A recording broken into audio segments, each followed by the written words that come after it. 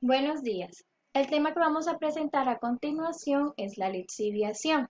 Mi grupo se encuentra conformado por María Cuentas, Itzben Martínez, Blady Narváez, Laura Ortiz y mi persona Giselle Escobar.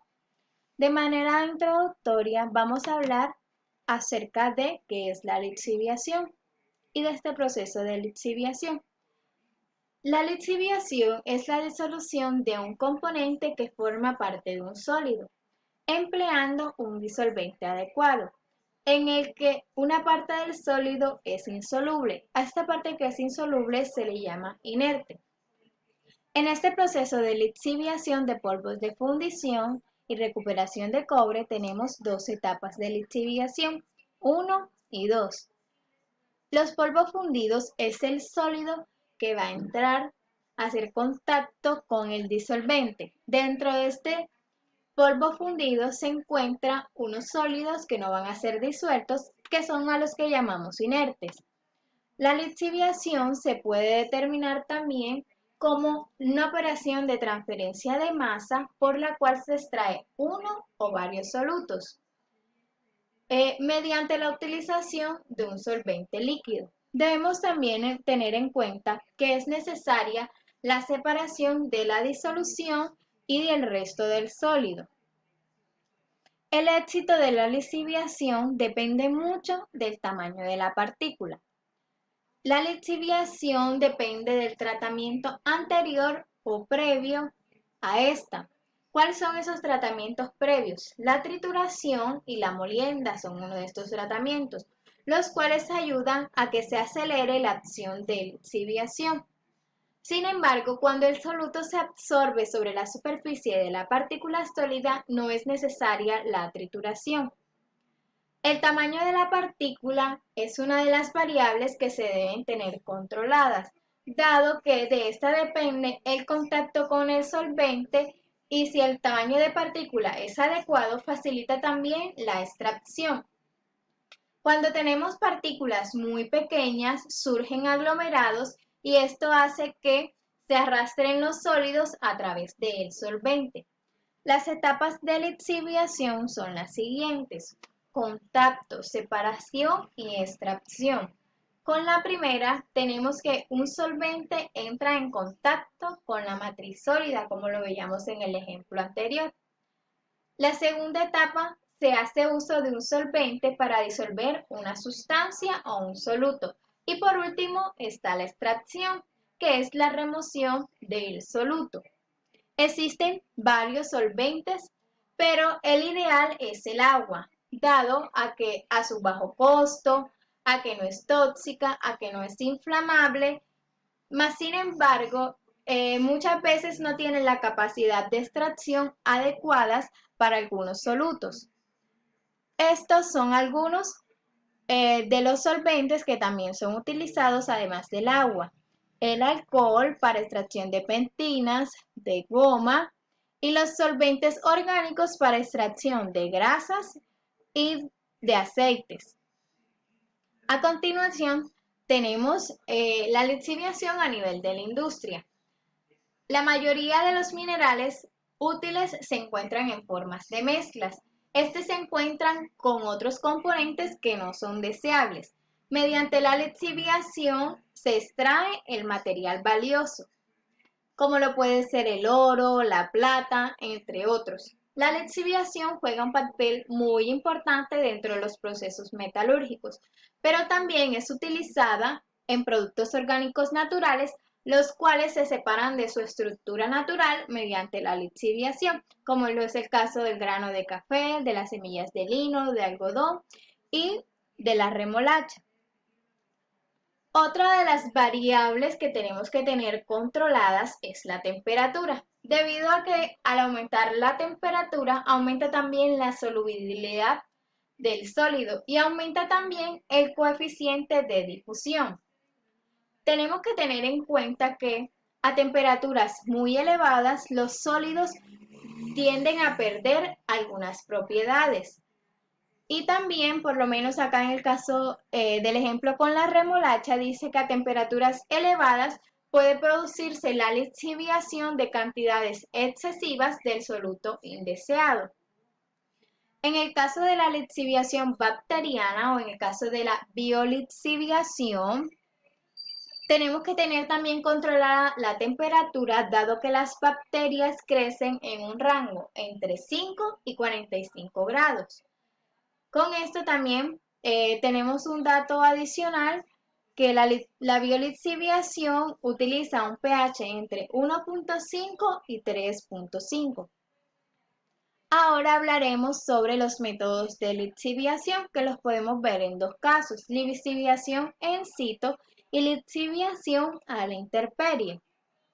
La lixiviación in situ se refiere a la lixiviación por percolación de los minerales en la mina, mediante la circulación de un disolvente sobre o a través del cuerpo mineral.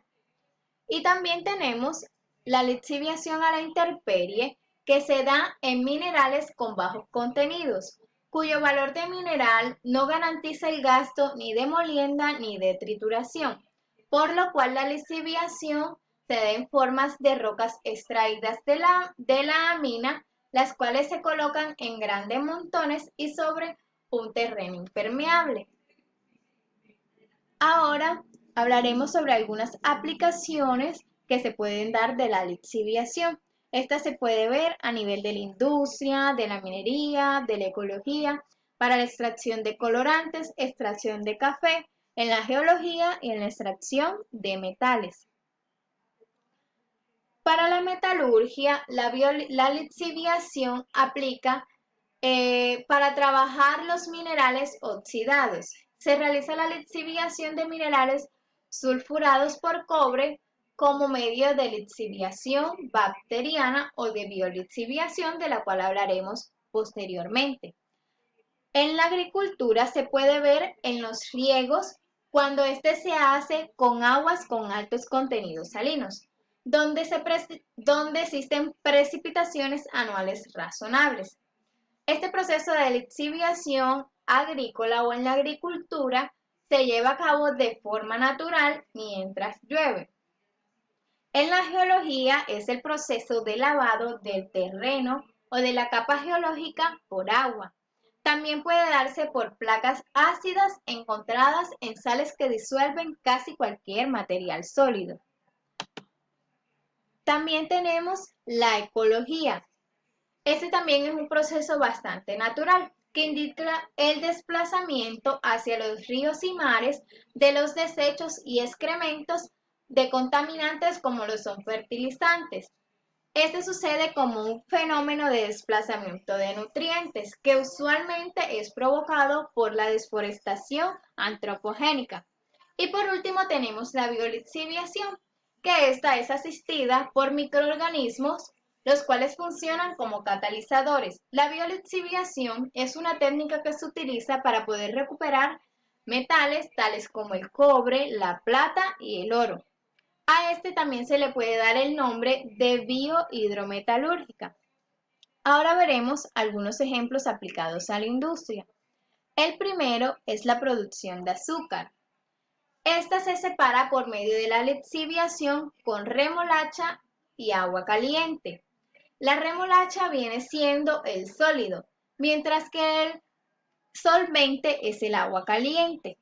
También tenemos el ejemplo de la extracción de aceites vegetales, el cual se da a partir de semillas como la de soya, el algodón, y se hace por medio de la lixiviación con diferentes disolventes orgánicos.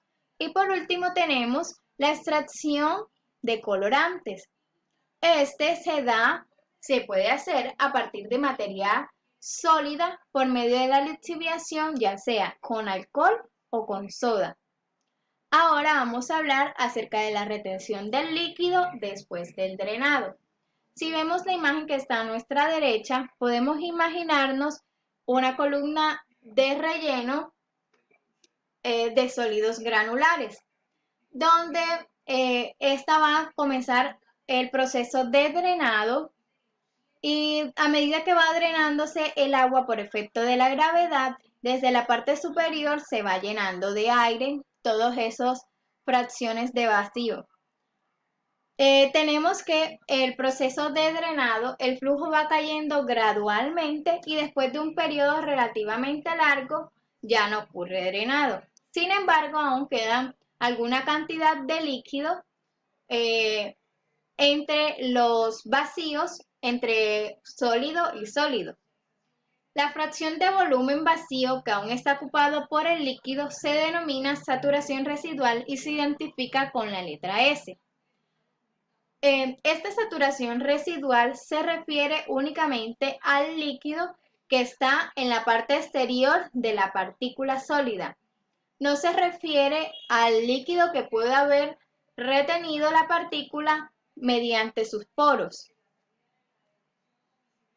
La fracción de volumen vacío ocupado por el sólido en la parte superior del lecho es constante, mientras que en la parte inferior es igual a 1, lo cual indica que toda esta parte inferior está llena o estos espacios están ocupados por líquido.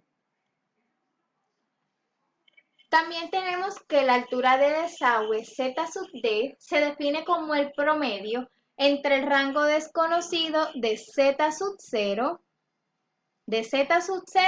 hasta 1, mientras que el valor promedio de S será el área bajo la curva dividido entre Z. Una aproximación de condiciones demuestra que la altura del desagüe se da mediante la siguiente ecuación, donde K es la permeabilidad del lecho, donde ρ sub L es la densidad del líquido y es la tensión superficial del líquido. También tenemos que el valor de S sub 0 depende del número de capilares. Sin embargo, esta expresión tenemos que tener en cuenta que ocurre bajo la acción únicamente de la fuerza de la gravedad y que el ángulo de contacto entre la superficie líquida y el sólido es de 180. Por último, tenemos que la permeabilidad K es la constante proporcional en la ecuación de flujo, únicamente para flujos laminares a través del lecho, donde delta P es la caída de presión y G, como lo había mencionado, es el flujo másico, pero en base a la sección transversal del lecho. Si tenemos un flujo laminar, la constante de permeabilidad K se puede hallar mediante esta ecuación, donde dP es el diámetro de la esfera y E es la fracción de espacios vacíos. A continuación, mi compañera Laura continuará con la exposición. Gracias.